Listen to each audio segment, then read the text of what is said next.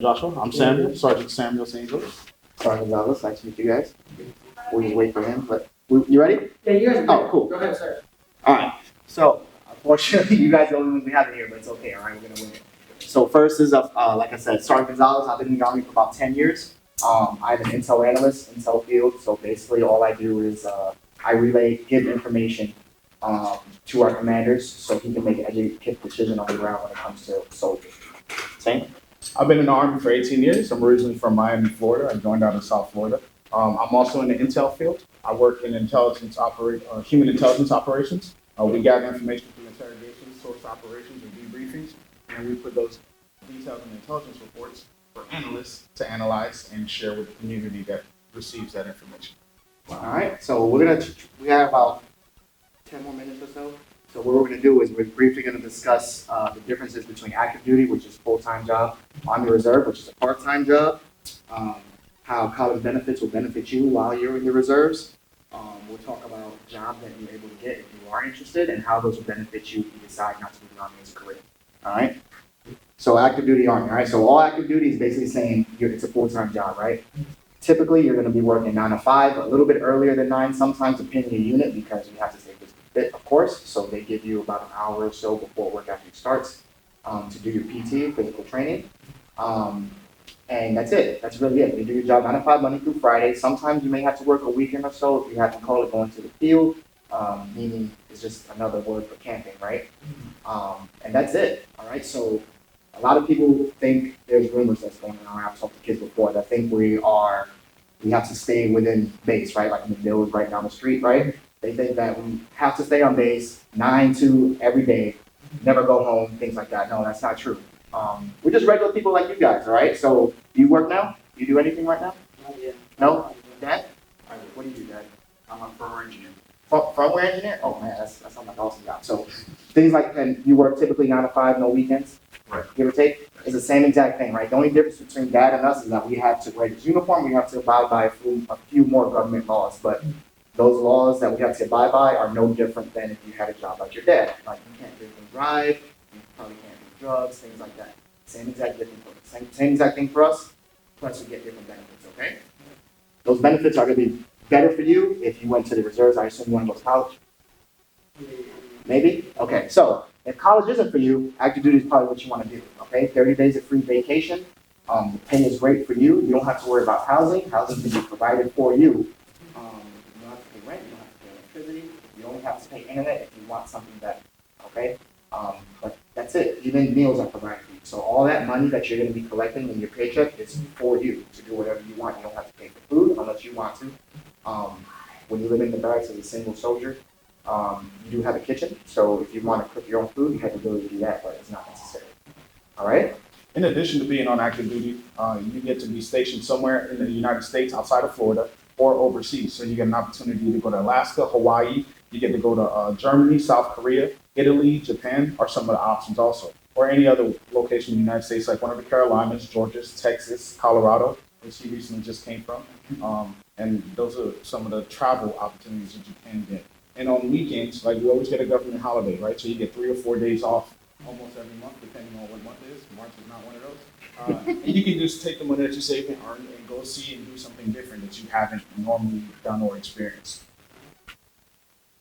Also, healthcare. Healthcare is one of the things that's covered 100%. If there's anything wrong with you, ill, broken, that needs to be fixed or corrected, the military is going to pay for it through TRICARE, as well as your dental plan. I'm wearing braces right now. One of my dental providers realized that, hey, I have an overbite, so this is one of the ways they corrected it, by providing me with braces. All right, so the reserves. The biggest difference between reserve and active duty is it's a part-time job. When I say part-time job, all you have to do is 1 week in a month, so Friday, Saturday, go home Sunday type deal, 2 weeks out of the year. Those 2 weeks out of the year is what we call annual training, which usually reserved in the summertime. During those 2 weeks, you're getting full active duty pay. It's basically just for training to keep you guys ahead of state of people who are in active duty since you're not doing the job every day, right? So the biggest benefit to the reserves is if you want to do something college related, even trade school related, right? We only pitch this to individuals who want to do some type of higher education after school, because the pay is really not that great because you're only doing 2 weekends out of the month. However, you do have some pay Almost all the benefits are very similar than the active duty. For example, if you want to do your own business, you still get business benefits, you still get VA benefits. And he was talking about healthcare, things like that. Healthcare, you do have to pay a little copay, but it's like $30 a month. That's it for you to be fully taken care of, right? And the biggest thing is you get to go to college full time. You can do the trade school full time, or if you get lucky, you land a job out of high school that you want to do. However, that job doesn't really provide you benefits for higher learning. I recommend the reserves. Because you can still do that job full time, get paid whatever you're doing, do the reserves 1 week in a month, and still get those benefits. Make sense? Yeah. It is. It is. All right. One of the best things about the reserves is if you want to serve, but you don't want to leave your state or your hometown, reserves allows you to stay within your home zip code or within your region. That way you can still serve, do what you want to do, serve, being a part of the country and, the heritage, and you get to stay home doing that. How does reserves count toward a military retirement? It's based off of a point system because you're only working technically 30 days out of the year. They give you a certain amount of points and you have to reach a threshold of points. So we have to serve 20 years to reach our pension time, right? The reserves, your points calculate into years for you to get that max number. Okay, so you probably get 1/12 of the annual amount of points. Correct. Takes a little bit longer. Right. It takes a little bit longer. Correct. But while you're doing all that, let's say you're really, really thinking about retirement a few years down the road in reserve, you can always switch back to active duty. That's always an option. That's an option for in active duty. You can always switch to reserves after your time is up as well. If you don't feel like doing it full time, you want to focus more on that career necessarily. Okay. Now the biggest thing that we want to talk about is college, of course. So we already touched on it a little bit as far as benefits go, difference between active duty and reserves, right? What I really, really want to focus on is the next slide that's coming up is talking about jobs, okay? The jobs that you can get, of course, through a college degree, or if you're in active duty, this is everything, and reserves as well, this is everything that we're going to have to offer, right? So I want to highlight us compared to the other branches, okay? So for the Marines, everybody knows Marines is basically a soldier, right? They go out there and fight first. I'm not very familiar with the jobs they offer, but I can tell you they don't have anywhere near as many jobs as we have put in the Air Force and Navy because they're more specific, they have a more specific need than their branches, right? Army's kind of a jack of all trades, which is why we have more to offer. Navy, boats, right? Everything's about boats and water. Air Force, everything's about space and air. Marines is more about ground. We actually have a bigger Air Force than the Air Force does. More planes, more pilots than all of them combined, all right? Same thing for boats. Small boats, of course, but more than the Navy. We, of course, don't have bigger destroyers and things like that. But my point is we have a little bit to offer specifically to you. Like for you, what would you like to do when you grow up? Outside of the Army, anything you want to do, what would you want to do? What's your dream job? Currently, I'm looking more for the trade school,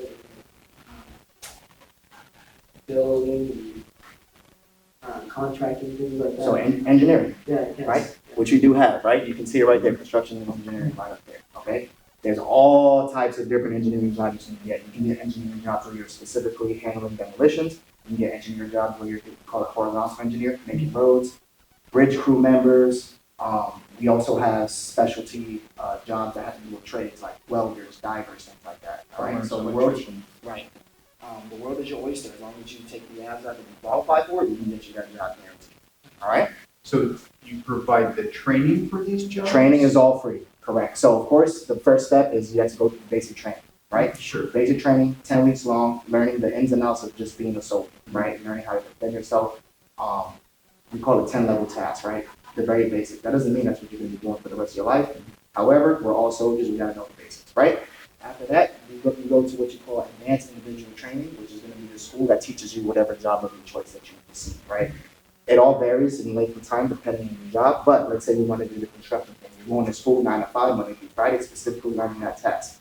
After you finish graduating, you're going to get a certificate that translates to a civilian job, right? The beauty of that is you just got all that education for free, whereas if you went to a trade school, you're going to have to probably take out a loan, pay the school in order to get that education. With the military, whether it's reserve or active duty, it works both ways. You're going to get all that training for free while collecting a check at the same time, while receiving all those benefits, right? You haven't even actually started your job yet. After you finish training, that's when you actually start your job. 9 to 5, like I said, weekends off, like someone's in real estate, you get some weekends a month for free for federal holidays. Make sense? Now, let's say you did a 3-year contract in construction, right? You already got your initial certification in AIT, probably to operate a crane or something like that. That's not all construction or engineers Yeah, right? The Army offers different programs. It's called an Army Career Program, Credentialing Online Service. All you have to do is go to this website, look up different, your job specialty. So if you're a crane operator, look up crane operator on the site. It's going to give you a whole list of different credentials that you can receive for free. All those credentials transfer to a civilian job that you can get on the outside if you choose not to do a career in the military. All right? You can use it as a stepping stone as well. I got you.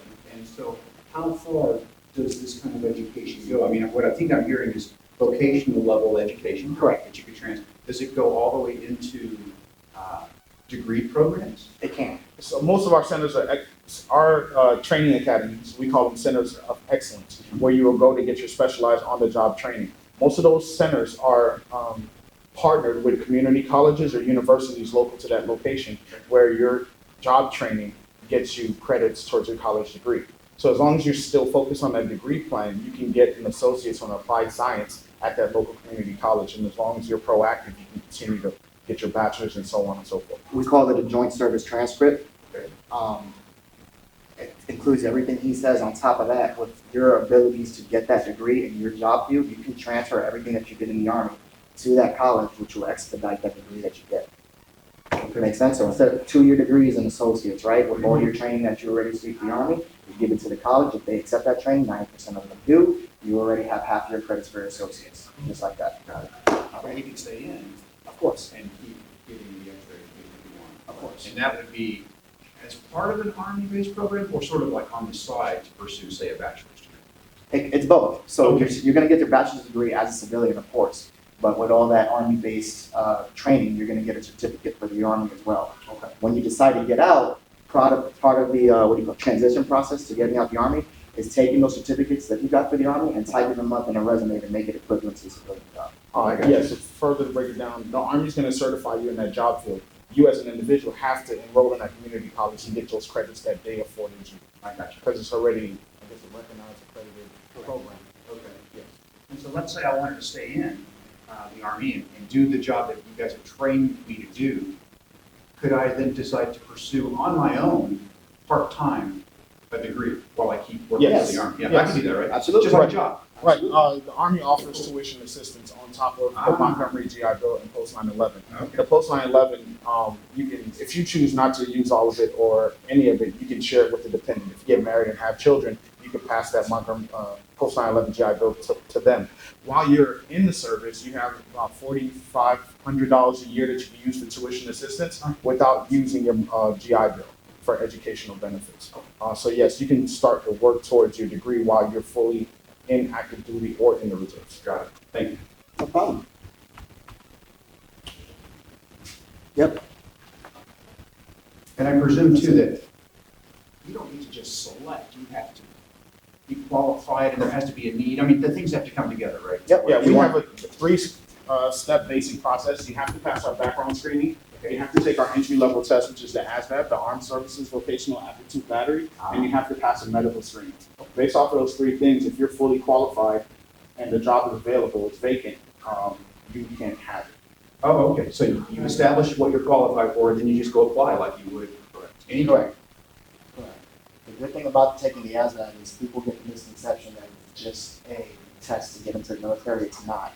A lot of the Hillsborough County public schools that are using the ASVAB, all it does is just, it tells you what you're going to be adept at as far as when it comes to higher learning. So you want to be a construction engineer, right? You take this test, it's going to give you, there's a specific section that scores you on how well you are with mechanics, right? If you don't do well in that section, maybe you probably shouldn't go for a mechanics degree, right? Because that's not how your brain operates. But there's another section called electrical. Let's say you want to be electrical. Maybe you want to be an electrician, right? And that's all the ASVAB does. It just details what the test believes you will be good at, right? Which is why you have to take that test in order to see what job you qualify. We're not going to put you in an info job. You don't have the capacity to learn that info position. Make sense? But at the end of the day, it is still all your choice. As long as it's available and you qualify for it, we can guarantee you that job.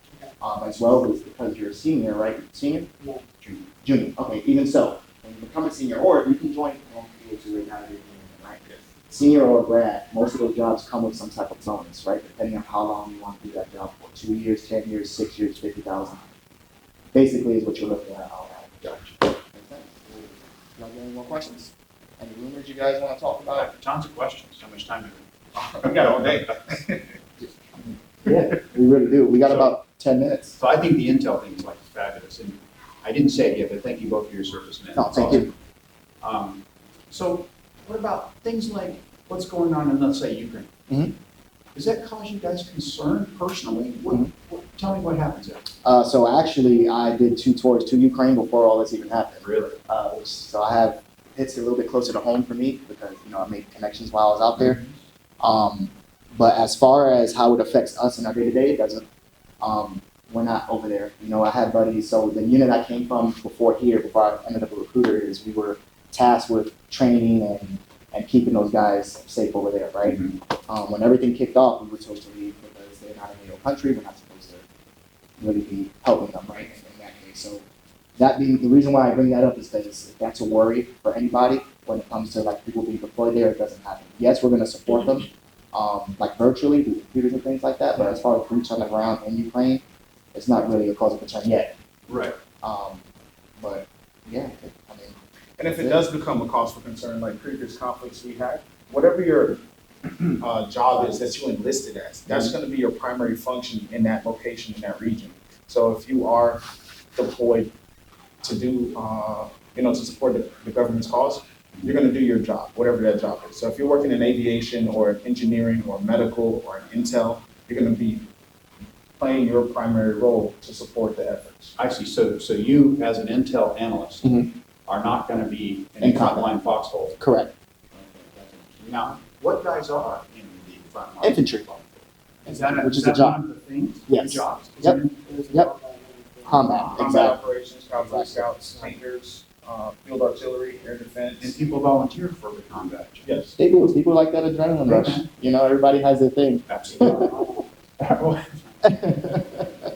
Yeah. So, are there like extra things you have to like check out for, let's say, physically for combat? Is there any other?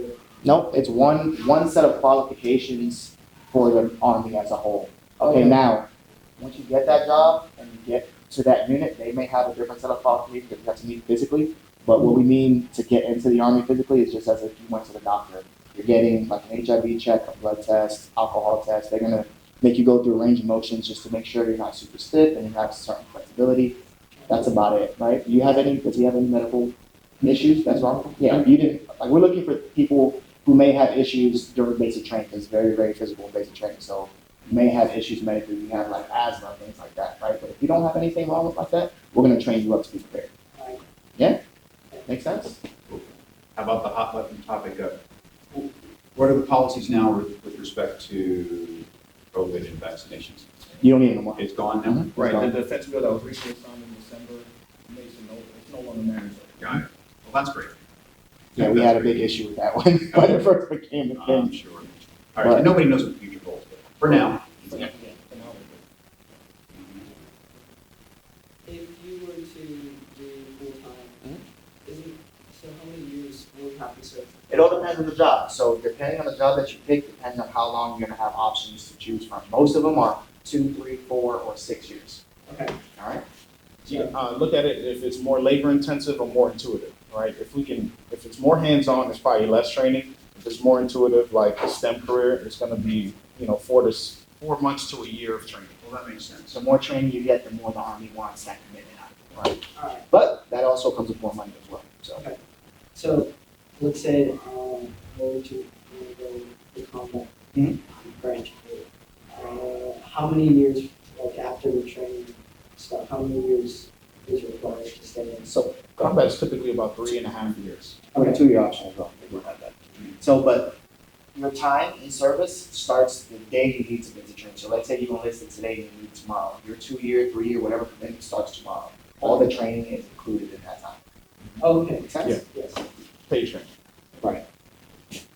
Any other questions? No?